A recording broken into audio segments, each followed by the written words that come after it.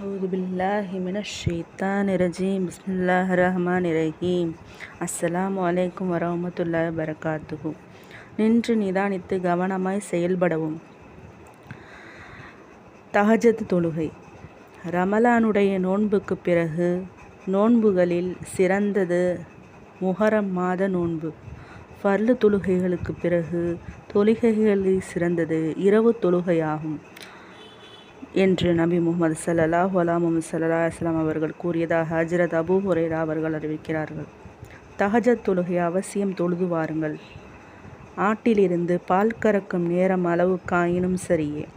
இஷாவுக்கு பின் எந்த தொழுகை தொழுதாலும் அது தஹஜத்தையே சார்ந்தது என்று ரசூலுல்லாஹி ஸல்லல்லாஹு அலைஹி வஸல்லம் அவர்கள் அறிவிக்கிறார்கள். தூங்கி எழுந்த பின் தொழப்படும் நஃபில் தொழுகைக்கு தஹஜத் என்று சொல்லப்படும்.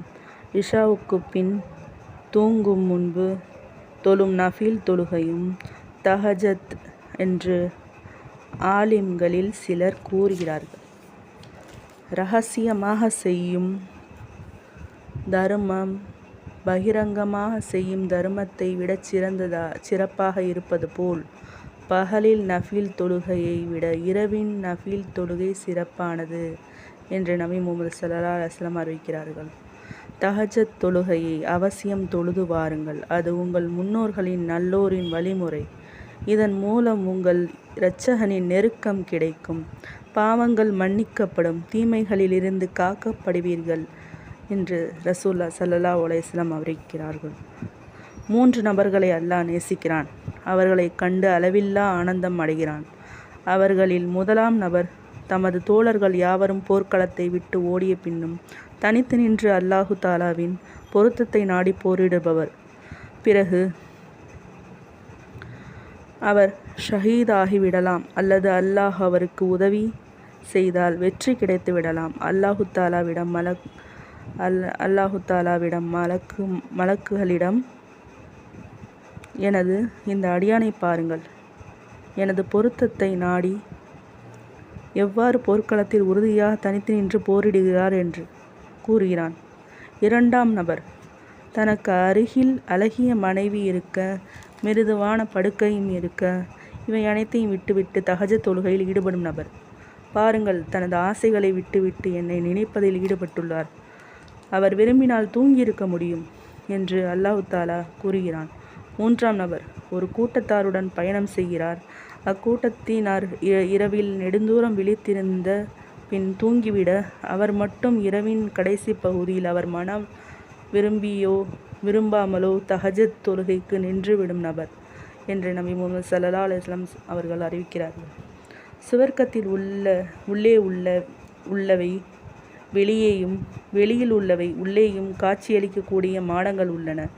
இம்மாடங்களை மக்களுக்கு உணவளித்து மக்களுக்கு மத்தியில் சலாமை பரப்பியும் மக்கள் யாவரும் தூங்கும்போது இரவு நேரத்தில் தொழுதும் வந்தவர்களுக்காக அல்லாஹு தாலா தயாரித்து வைத்துள்ளான் என்று ரசூலுல்லாஹ் அறிவிக்கிறார்கள். ஹஜ்ரத் ஜிப்ரீல் அவர்கள் நபி ஸல்லல்லாஹு அலைஹி வஸல்லம் அவர்களிடம் வந்து, முஹம்மது அவர்களே, நீங்கள் எவ்வளவு நாள் வாழ்ந்தாலும் ஒரு நாள் உங்களுக்கு மரணம் வந்தே தீரும். நீங்கள் என்ன செயல் செய்தாலும் அதன் பலம் தங்களுக்கு கிடைத்தே தீரும். நீங்கள் யாரை நேசித்தாலும் கடைசியில் ஒரு நாள் அவரை பிரிய நேரிடும். அறிந்து கொள்ளுங்கள், முக்மீனின் சிறப்பு தஹஜத் தொழுகையில் உள்ளது. முக்மீனின் கண்ணியம் மக்களிடம் தேவையற்று இருப்பதில் உள்ளது என்று கூறி சென்றார்கள்.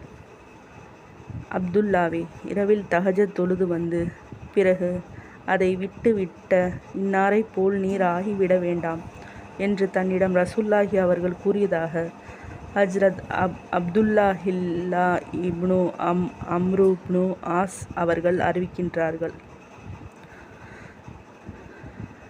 தகுந்த காரணமின்றி தனது வளமையான தீனுடைய அமலை விட்டுவிடுவது உசிதமான காரியமல்ல என்பது இந்த ஹதீஸின் கருத்தாகும்.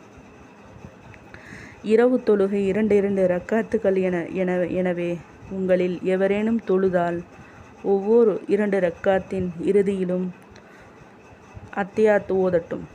பிறகு அவர் துவாவில் மன்றாடி தமது இயலாமையும் ஆதரவற்ற நிலையையும் பலவீனத்தையும் வெளிப்படுத்தட்டும். இவ்வாறு செய்யாதவரின் தொழுகை அரைகுறையானது அல்லது அரைகுறையானதை போன்றது என்று ரசூலுல்லாஹி ஸல்லல்லாஹு அலைஹி வஸல்லம் அவர்கள் அறிவிக்கிறார்கள். அஸ்ஸலாமு அலைக்கும் வரஹ்மத்துல்லாஹி தஆலா வபரகாத்துஹு.